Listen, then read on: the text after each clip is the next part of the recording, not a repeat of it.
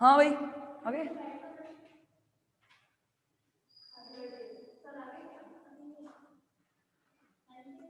हाँ देखना x equal to +3 3d5। चलो इलेक्ट्रॉन फिल करते हैं।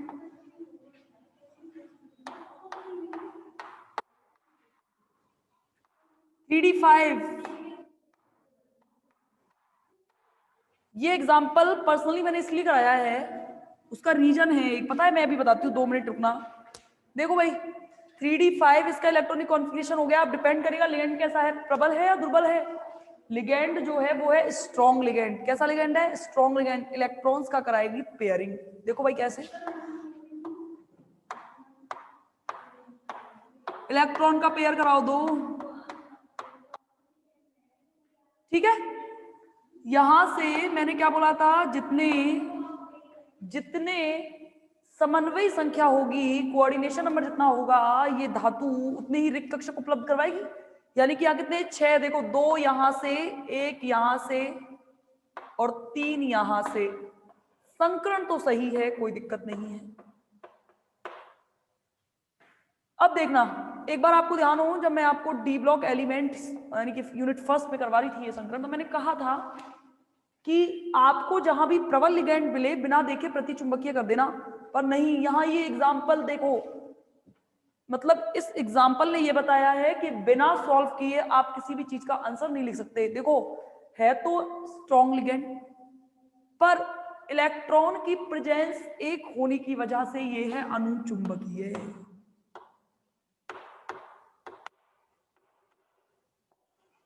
युग्मित इलेक्ट्रॉनों की संख्या क्या है? 1। स्ट्रक्चर वही बननी है, ऑक्टाहेड्रल।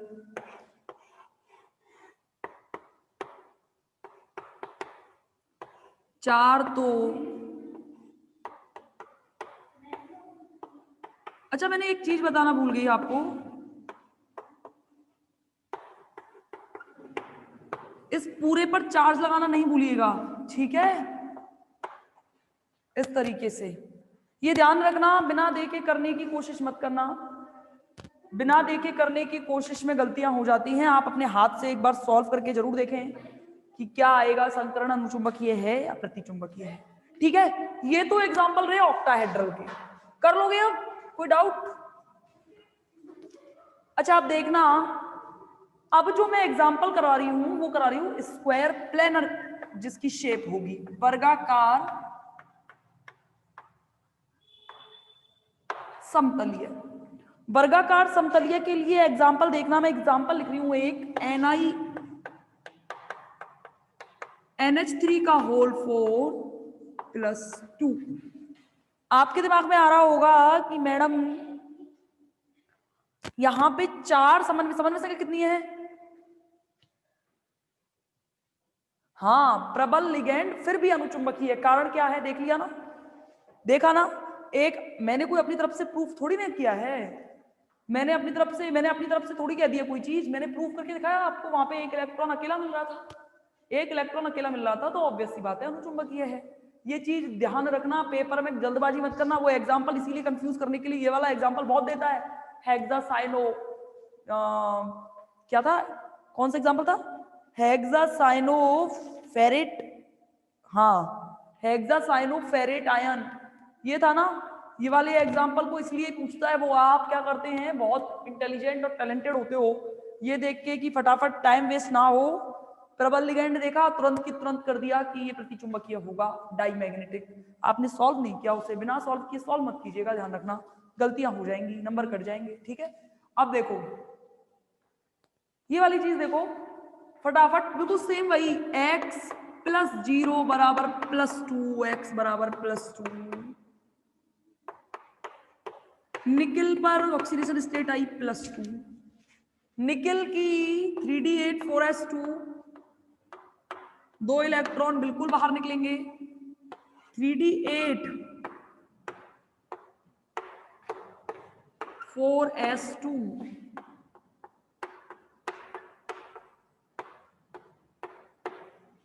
ठीक है, अब देखो डिपेंड करेगा लिगेंड प्रबल है या दुर्बल है। लिगेंड प्रबल है, इलेक्ट्रॉन्स का कराएगा युग्मन, समझ गए। इलेक्ट्रॉन की क्या करा देगा, पेयरिंग करा देगा, और यहां से चार कक्षक उपलब्ध करवाएगा और संकरण आएगा DsP2। कौन सा संकरण आया, DsP2। इसकी स्ट्रक्चर ध्यान रखना टेट्राहेड्रल किसी भी कीमत पर नहीं है, इसकी स्ट्रक्चर है स्क्वायर प्लेनर।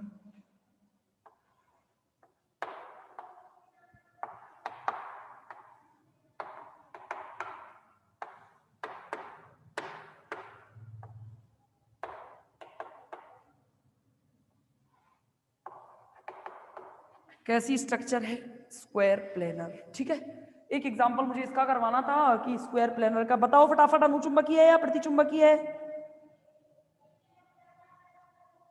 अनुचुंबकीय है या प्रतिचुंबकीय है।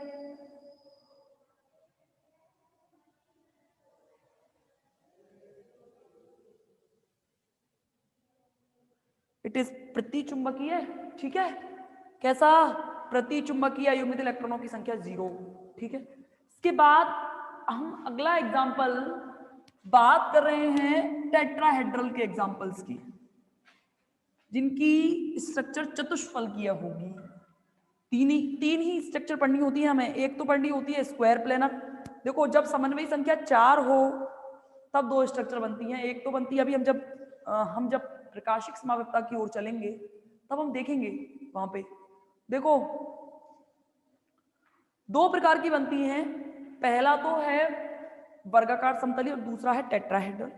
और अगर समन्वयी संख्या 6 हो तो एक ही प्रकार की स्ट्रक्चर बनती है, जो है कौन सी, ऑक्टाहेड्रल। अच्छा देखो फटाफट से, अब जब हम बात कर रहे हैं किसकी, अब जो मैं एग्जांपल दे रही हूं उनकी स्ट्रक्चर है कौन सी, टेट्राहेड्रल। देखो निकिल Cl4 -2, कॉपर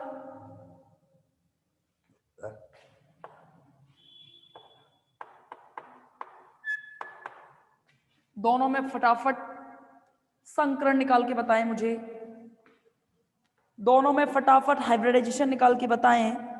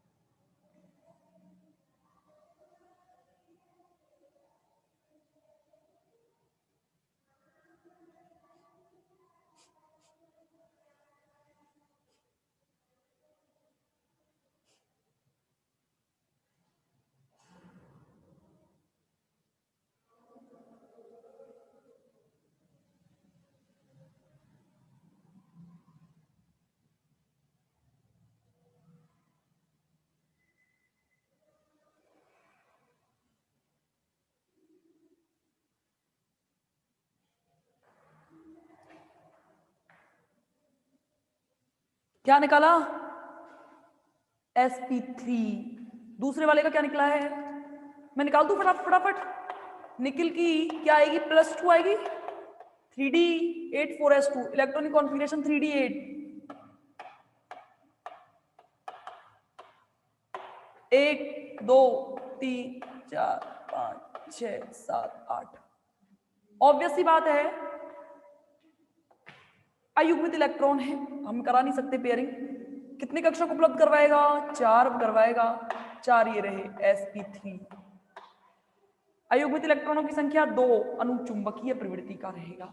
कैसा रहेगा, अनुचुंबकीय प्रवृत्ति का रहेगा। फटाफट बताओ, इसकी स्ट्रक्चर देख लेना भाई, टेट्राहेड्रल होगी।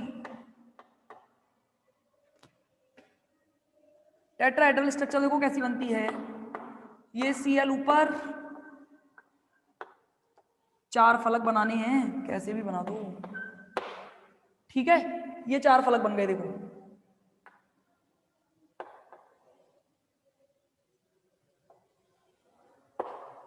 ये बन गई टेट्राहेड्रल स्ट्रक्चर, ठीक है।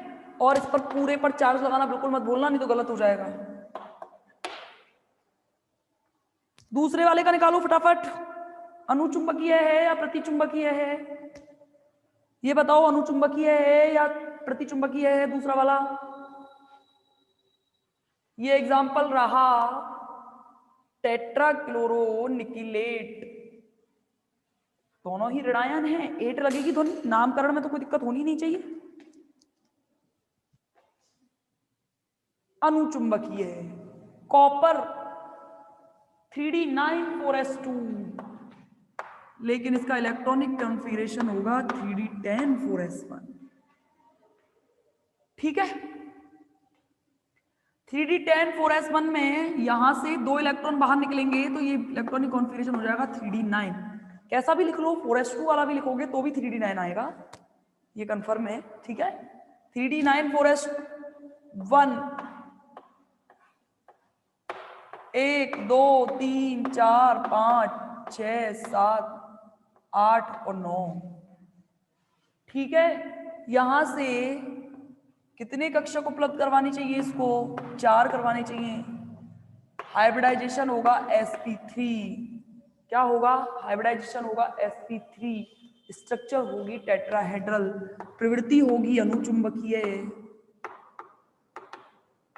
अयुग्मित इलेक्ट्रॉनों की संख्या होगी 1,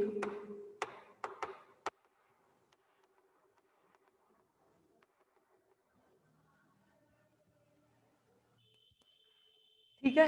अनुचुंबकीय है, स्ट्रक्चर इसकी वैसी ही बननी है जैसी बनती है।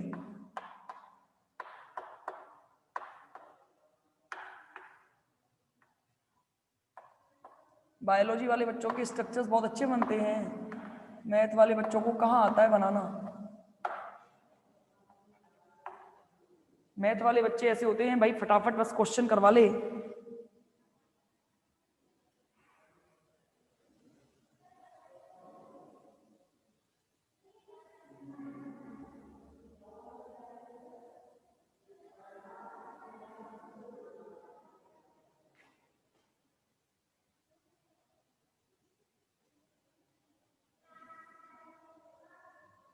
हाँ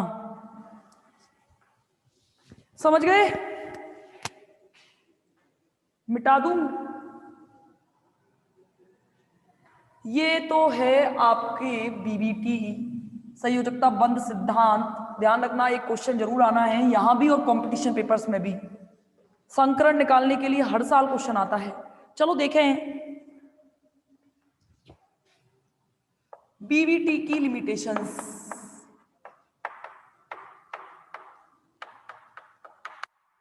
limitations of valence bond theory. देखो भाई, पहली लिमिटेशन क्या है? स्पेक्ट्रम्स की व्याख्या बिल्कुल नहीं कर सका है ये सिद्धांत। स्पेक्ट्रम, अब स्पेक्ट्रम क्या होते हैं? स्पेक्ट्रम क्या होते हैं सोच रहे हो? स्पेक्ट्रम क्या होते हैं? देखो भाई, हम ये तो पढ़ चुके हैं कि इसमें अयुग्मित इलेक्ट्रॉन होते हैं। बीबीटी ये तो बताता है कि अयुग्मित इलेक्ट्रॉन यौगिकों में संभव हैं। अयुग्मित इलेक्ट्रॉन स्पेक्ट्रम समझना क्या होता है। आप जब थर्ड ईयर की ओर चलेंगे तो आप एक थर्ड यूनिट स्पेक्ट्रोस्कोपी के नाम से पढ़ेंगे, उसमें पूरी की पूरी स्पेक्ट्रोस्कोपी अच्छे से दे रखी है कि व्हाट इज स्पेक्ट्रोस्कोपी, स्पेक्ट्रम क्या होते हैं, स्पेक्ट्रोस्कोपी के टाइप्स क्या है, स्पेक्ट्रोस्कोपी में किसी भी स्पेक्ट्रम की व्याख्या करने के लिए कौन कौन से सूत्र दिए गए हैं, एनर्जी लेवल क्या क्या होते हैं उनके, ऐसे करके दिया हुआ है। देखो भाई, ये मेरा लोअर लेवल है, निचला ऊर्जा स्तर। यहां पे माना मेरा कोई इलेक्ट्रॉन पड़ा हुआ है, लेकिन ध्यान रखना अयुग्मित होना चाहिए। अयुग्मित इलेक्ट्रॉन को एनर्जी कम देनी पड़ती है और हमारे पास इतनी एनर्जी अवेलेबल नहीं होती कि वो अयुग्मित इलेक्ट्रॉन से एक इलेक्ट्रॉन छीन सके। समझ लो मेरी बात? देखो कैसे, यहां से इलेक्ट्रॉन एनर्जी को एब्जॉर्ब करके, यहां आप एनर्जी नहीं कहेंगे, स्पेक्ट्रम में एक नया शब्द आता है जिसका नाम है फोटोन, और फोटोन का दूसरा ही नाम है क्वांटाज। और क्वांटाज का मतलब है कि एक प्रकाश का पैकेट होता है, प्रकाश का बंडल होता है, इस एक बंडल में h न्यू के बराबर एनर्जी होती है। h न्यू, h यहाँ प्लैंक कांस्टेंट है और न्यू है प्रकाश की आवृत्ति, फ्रीक्वेंसी ऑफ लाइट। अब देखो जैसे ही इस अयुग्मित इलेक्ट्रॉन पर ध्यान रखना, आप जब जाएंगे आगे तो आइंस्टाइन की थ्योरी पढ़ेंगे, और आइंस्टाइन ने कहा है कि एक इलेक्ट्रॉन को ऊपर जाने के लिए, या मैं ये कहूं कि एक्साइटेड होने के लिए एक एच न्यू के बराबर एनर्जी चाहिए होती है। यानी कि एक इलेक्ट्रॉन एक एच न्यू से, दो इलेक्ट्रॉन दो एच न्यू से, आप पढ़ेंगे बाद में इसको तुल्यता का सिद्धांत भी कहते हैं, आइंस्टाइन ने जो व्याख्या की है तुल्यता का सिद्धांत। तो क्या होता है, एक इलेक्ट्रॉन एच न्यू एनर्जी यानी कि एक फोटोन के बराबर, एक क्वांटा के बराबर, एक प्रकाश के बंडल के बराबर एनर्जी एब्जॉर्ब करके उच्च ऊर्जा स्तर में जाता है। समझना मेरी बात, उच्च ऊर्जा स्तर में जाते समय जब वो वापस अपने निचले ऊर्जा स्तर में लौटता है तो वो इस प्रकार से एक प्रकाश की रेखाओं का एक झुंड बनाता है। ये झुंड की जो ये लाइनें हैं ये कहलाती है स्पेक्ट्रम लाइंस, स्पेक्ट्रमी रेखाएं। ये स्पेक्ट्रमी रेखाएं इतनी नजदीक नजदीक होती हैं कि बंडल बहुत मोटा मिलता है। इस बंडल को ही हम कहते हैं स्पेक्ट्रम, और इस स्पेक्ट्रम का अध्ययन विज्ञान की जिस भाग में किया जाता है वो कहलाती है स्पेक्ट्रोस्कोपी। थर्ड ईयर में तो पढ़ेंगे ही, इसके अलावा आप इसे एमएससी करते हो केमिस्ट्री से, तो एमएससी में एक अलग से पेपर एमएससी फाइनल में मिलता है जो कंपलसरी पेपर है स्पेक्ट्रोस्कोपी, 100 नंबर का पेपर होता है, उसमें सारी की सारी स्पेक्ट्रोस्कोपी है, बहुत सारी स्पेक्ट्रोस्कोपी पढ़ते हैं। तो देखो पीवीटी ये तो बता रहा है कि इलेक्ट्रॉन अयुग्मित है, और अयुग्मित है तो एनर्जी को एब्जॉर्ब करना चाहिए, एनर्जी को एब्जॉर्ब करना चाहिए, तो स्पेक्ट्रमी लाइंस की व्याख्या तो कर ही सकता है। तो क्या नहीं कर सका, ये सिद्धांत उपसहसंयोजन यौगिकों के स्पेक्ट्रम को ना तो समझा सकता है और ना ही उनकी व्याख्या कर सका है। पहली कमी तो ये है। सेकंड कमी देखो, सेकंड कमी ध्यान से समझना। देखो भाई अभी आपने एक एग्जांपल देखा था निकिल NH3 का होल ट्वाइस +2, यही देखा था ना, होल 4। इसकी स्ट्रक्चर आपके दिमाग में नहीं आया? इसकी स्ट्रक्चर मैडम आप कैसे कह रही हो ये वर्गाकार समतलीय है? इसकी स्ट्रक्चर तो 4 समन्वयी संख्या होने के हिसाब से तो टेट्राहेड्रल होनी चाहिए।